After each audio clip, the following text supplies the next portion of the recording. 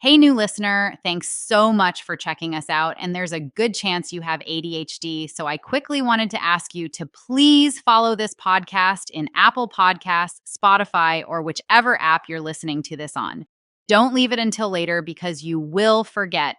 Thank you. Squirrel, squirrel. In this episode, we're talking about 50 ways to focus.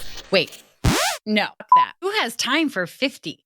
We're talking about 5 ways to focus when you're an ADHD entrepreneur. Squirrel. Hi, I'm Katie McManus, business strategist and money mindset coach, and welcome to the Weeniecast. Squirrel.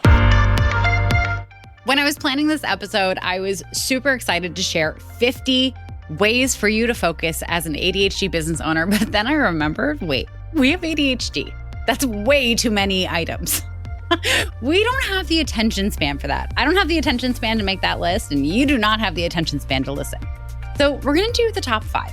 One of the most common questions I get from my clients, from people who follow me on social media, and from you, my listeners, is how do you focus when you have ADHD and you run a business, right? Because one of the things about having ADHD is we thrive in structure, but we massively suck at creating it for ourselves.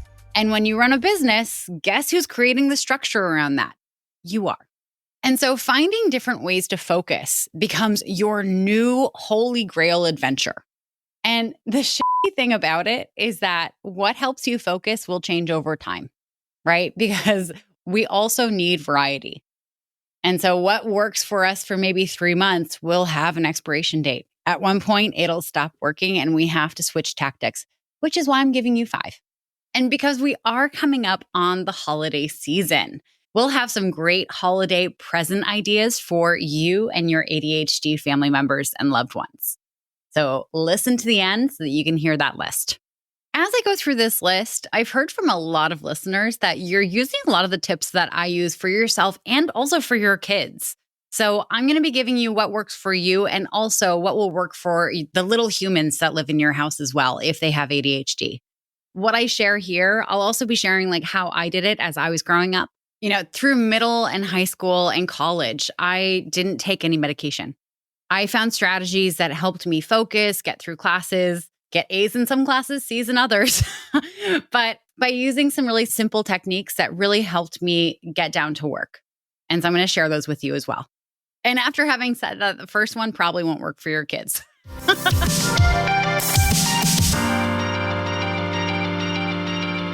The first tactic for you to focus better as an ADHD business owner is to do some body doubling. Body doubling can look like a lot of different things. So for a lot of people, it's like a co-working session. For others, it's just having someone else in your space while you're getting work done. You know those movies and those TV shows where like the main character at some point like realizes that they have to get their life together. So they invite their girlfriends over and they clean out their closet with their friends there. I remember this scene specifically from Sex and the City. That I'm actually convinced that is an ADHD thing, right? Because how many times have you tried to do a household activity like cleaning out a closet or organizing your kitchen, and alone you only get so far? And usually you get to the point where you've made the biggest possible mess that you possibly could. And then you get tired and you're like, oh no, there's no going back. And also, I've lost all of my executive function to continue this project. One of the things that can really help you push through in those scenarios is by having a friend around. And they don't even necessarily have to help. They could literally just be there playing on their phone, having a glass of wine while you are doing everything that you need to do in your kitchen. But it makes a massive difference. You have company. You have someone there who's almost holding you accountable to getting it done. Now, the perk to having a friend over while you're doing this is like, they're going to feel like a dick if they don't actually help you. So you will ultimately get some help. But I want to give you full permission to ask your friends to do this with you. And you can lure them over with cheese plates, wine, chocolate. You can put a movie on for them like they're a toddler that you're trying to keep occupied while you're doing something. And then you get to have a movie on in the background as well. You can even invite several friends over. I used to do this when I lived in San Francisco and I needed to meal prep. I would invite a friend or two over for dinner and I would cook dinner, but I would also cook a lot of the dinner so that I would have enough for my lunches for the next few days. It made all the difference. It made it so much more fun. And it really kept me to a routine for the period of time that it worked for me. Because like I said, it had an expiration date, like most things. The other way that I've done body doubling in the past is I've reached out to friends who I know are also working on their businesses. And I've asked them, do you want to do a co-working afternoon or a co-working Sunday? And we decide on whoever's house has the biggest dining room table or the most comfortable places for you to sit down and the strongest Wi-Fi. And everyone brings their laptop and whatever things that they're working on. And you hang out for a little bit, you maybe grab lunch, and then you sit down and you do work. One of the best parts of this co-working session is that whenever you have an idea or you're not sure about something, you can pop your head out of your laptop and you have a bunch of people around you who are also doing work, but are also open to helping you talk through it. To make this effective for folks with ADHD, you don't want the session to be too short. You want to give it at least 3 hours of actual work time so that you can really get into focus and get those creative juices flowing. You also have the option for doing body doubling virtually. And this is actually something that we have in the Hyper-Focused membership is one Friday a month from 1 p.m. to 4 p.m. Eastern Standard Time on one Friday each month. And if you're curious about joining the Hyper-Focused membership, then I want you to go to the link in the show notes and submit your name and email so that you can be on the short list to be notified first when we open the doors again. We have a co-working session. And in this co-working session, you're on Zoom and you check in the beginning, you tell everyone what you're going to be working on. And then we go off camera and off audio and work for basically the full 3 hours. And at the end, we check in and tell everyone what we accomplished. We celebrate, and then we go on with our day. The fun thing about body doubling is that you can actually do this without other people knowing by going to coffee shops. One of the things that I notice that works best for me is when I go to work in a coffee shop or even in a pub, it has to be busy enough that you can't overhear and understand other people's conversations, right? Because if you're trying to think of how to say something and you're typing something up, but you have someone like complaining about their ex-spouse sitting next to you and like that's all you can hear, you're not going to be able to focus on the thing. You're going to be eavesdropping on their gossip, which I mean, no shame on that. If you want to eavesdrop, eavesdrop your heart out, but it won't help you do a lot of work. So you want to find a place that either has really bad acoustics for people having conversations, and so there's a lot of ambient noise, or that's fairly quiet but has other people, present. Now, I mentioned before that this is one of the few that will probably not work for your kids. And this is because your kids, and I'm speaking specifically about homework. No kids want to do homework, especially kids with ADHD. You put them in a setting with their friends, and they're not going to do shit. They're going to mess around. They're going to find a way to avoid doing the work. And I'm sorry, kids, for outing you on this, but I've been there and it just doesn't work.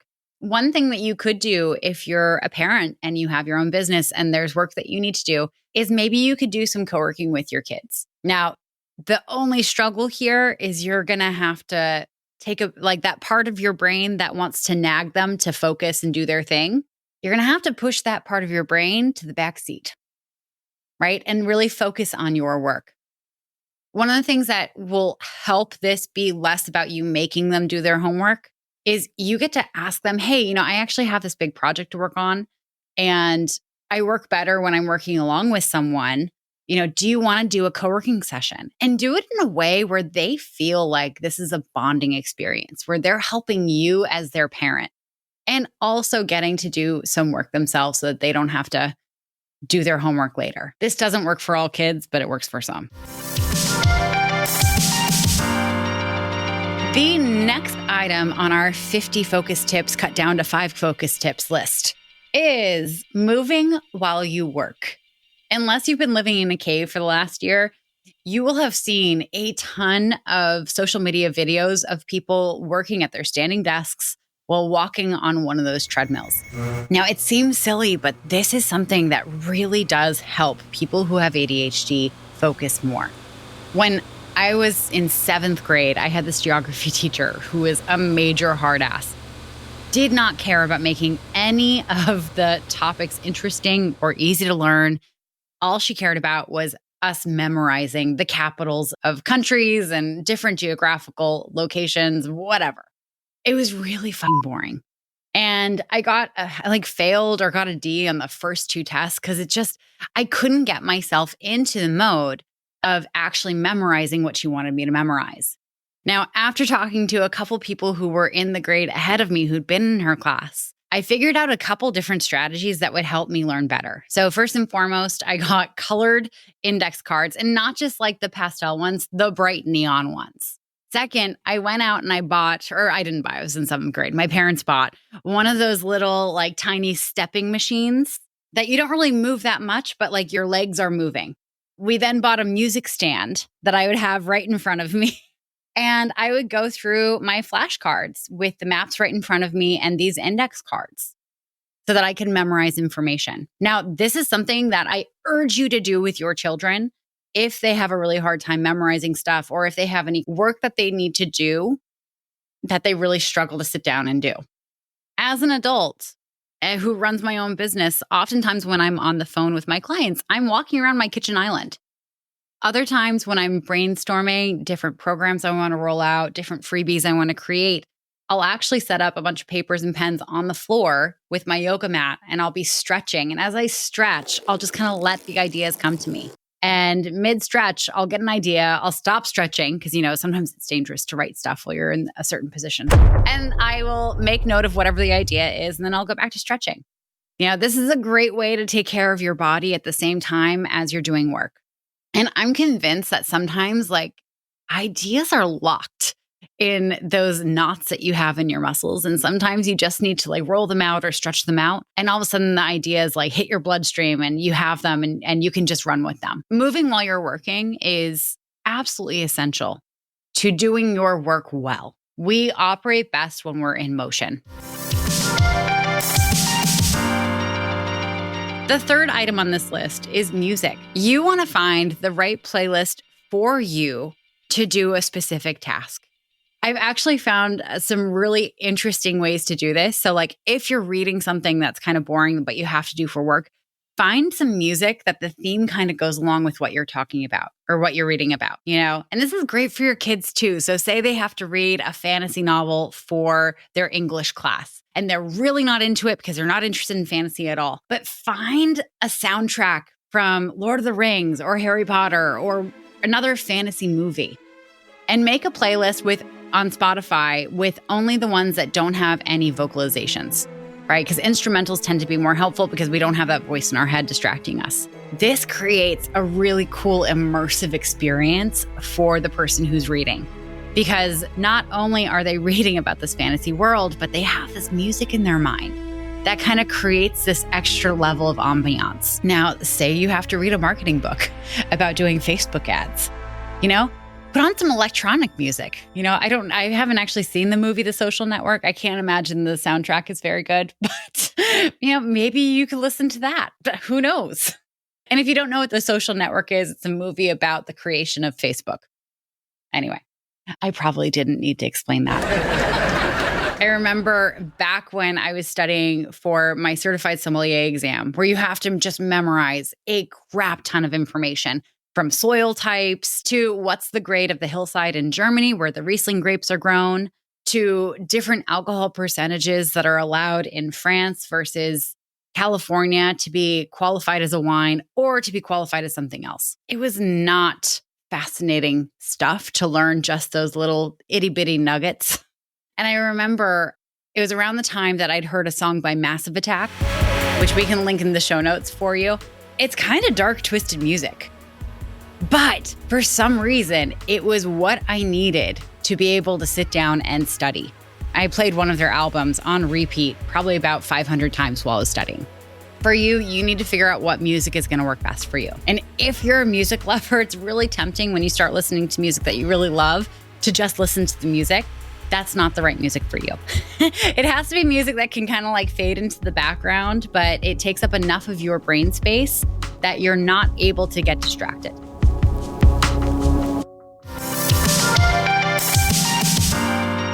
The fourth item on our list of 50 cut down to 5 is you want to exercise before you do the work.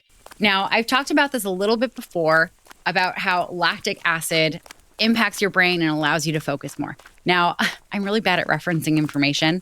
And so before I recorded this episode, I actually went online and I found a very, very technical article about how this actually works. And I did not understand a word. So I copied and pasted that paragraph and put it into ChatGPT and asked ChatGPT to reword it in a way that a 7th grader could understand it, which, by the way, is my new favorite hack. If you want to take it, please be my guest. And ChatGPT very kindly came up with this in simple terms. When your body is working normally, a substance called lactic acid in your brain helps give energy to your brain cells. It also sends signals to control how your brain works, helps your brain remember things better, and makes connections between nerve cells stronger. So lactic acid is a chemical that's released in your muscles when you're doing certain exercises. So if you lift weights, you know how you feel really, really sore the day after you lift weights? That's because you have lactic acid in your muscles. And of course, it doesn't stay in your muscles. It travels all throughout your body and ends up in your brain and helps you focus more. Another thing that can help you build up some lactic acid in your system is if you do intermittent sprints. You can do this in a very short amount of time. If you have 20 minutes and you're willing to get a little sweaty, go outside, sprint as hard as you can for 15 seconds, and then walk for a minute. And then sprint as hard as you can for another 15 seconds, and then walk for a minute. And repeat that until your time is up. That will be enough for you to build up some lactic acid and be able to focus really well later on in the day. So if you're committed to doing exercise as your thing to help you focus better on your work, you want to be aware of 2 things. Okay. So first and foremost, you want to be sure that you're giving your body enough protein. Because when you have lactic acid in your body because you've worked your muscles, it means your muscles are actually breaking themselves down and rebuilding. So you're getting stronger, but your body's going to need the building blocks to be able to do that. I don't care if it's protein powder, if it's chicken, having some extra eggs each day, make sure you're fueling your body correctly.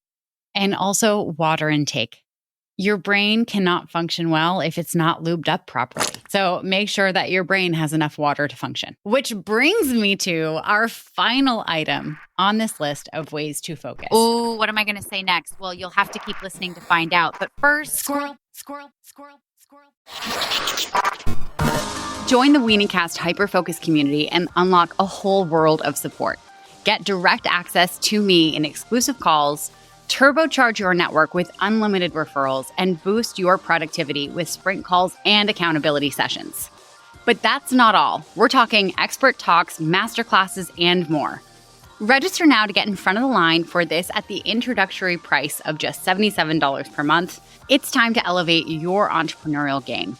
Let's do this together. Go to weeniecast.com/hyperfocus. All one word. That's weeniecast.com/hyperfocus.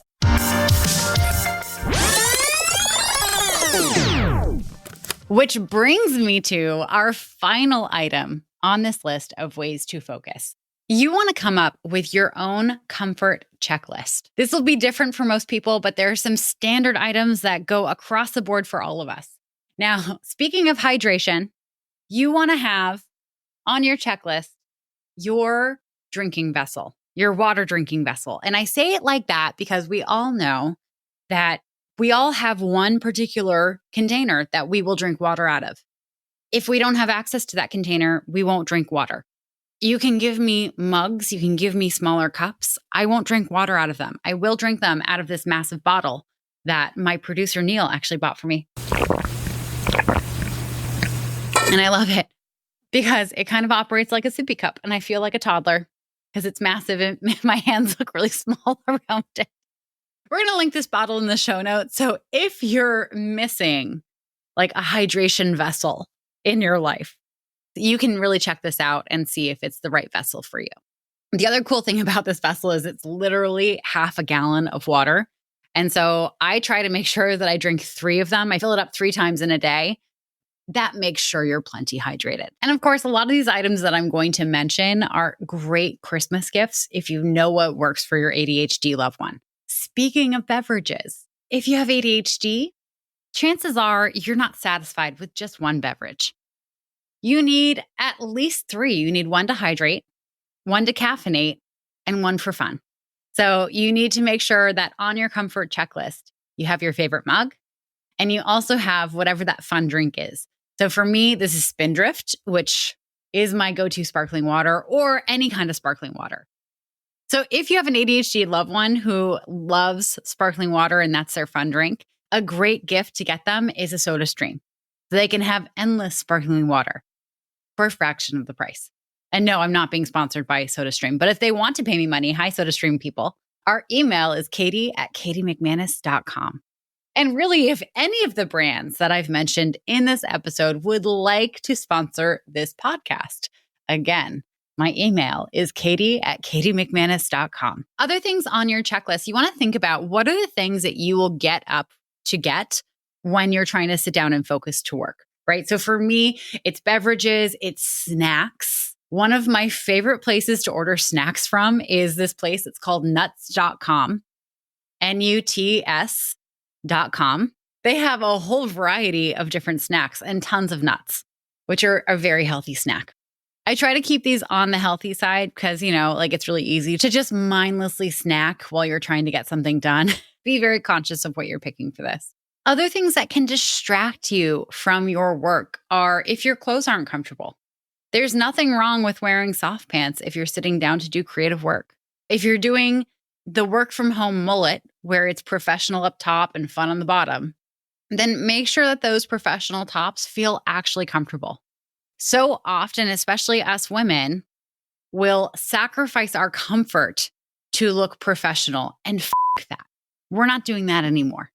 If something's not comfortable, it does not belong in your closet. And this includes if any tags bother you, cut them out.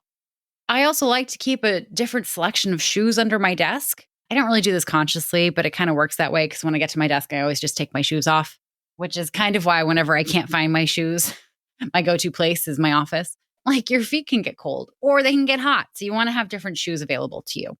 I'm not really a sock person. I know some of you are. I just don't understand it. In addition to that, you want to make sure that you have any blankets, pillows, other things that will allow for you to be comfortable, but not so comfortable that you fall asleep while you're doing all this focus work. So fuzzy blankets, pillows that actually support your lower back, because let's be real, none of us are getting any younger. And back support is really important. And when you have this comfort checklist, what you want to do is literally write it down or type it up. And anytime you are about to sit down for a good several hours worth of work, you have to get a ton done. You have to really focus. You have to be creative. You want to make sure you go through this checklist and get everything on it so that it is available to you wherever you are. This will allow for you to get into focus faster because you're not thinking, oh, I forgot this thing. Oh, I forgot this other thing. Oh, I'm hungry. Oh, I want this. The only thing that really can distract you is that you'll have to pee because you have so many beverages.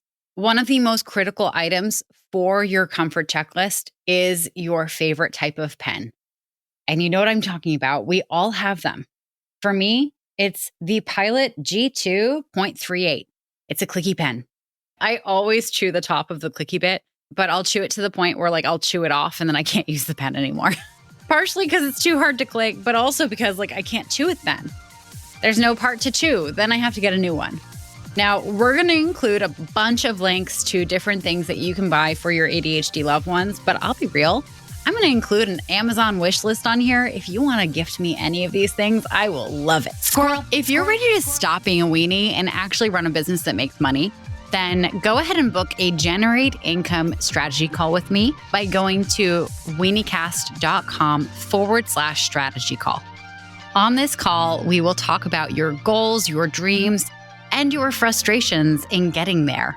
And if it's a fit for both of us, then we can talk about different ways to work together.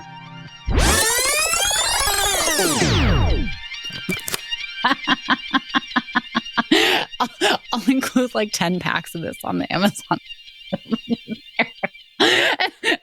She really likes pens.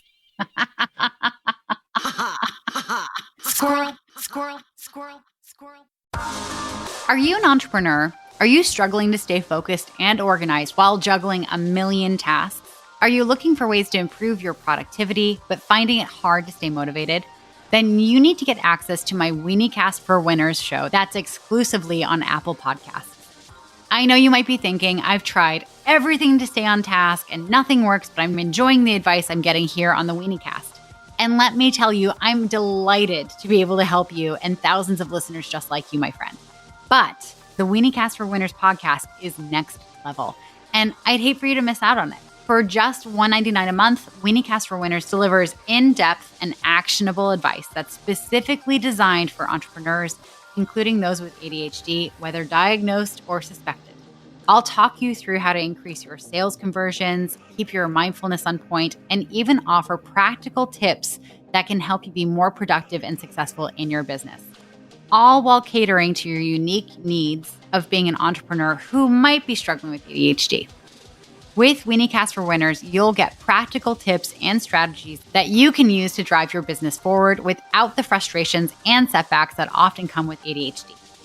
So if you're ready to start seeing real results, subscribe to Weeniecast for Winners today at weeniecast.com/winners. For just $1.99 a month, you'll gain access to the valuable insights and strategies that can take your business to the next level. Weeniecast for Winners is a show that's worth every penny for entrepreneurs who want to succeed. Subscribe now and start enjoying the benefits for yourself.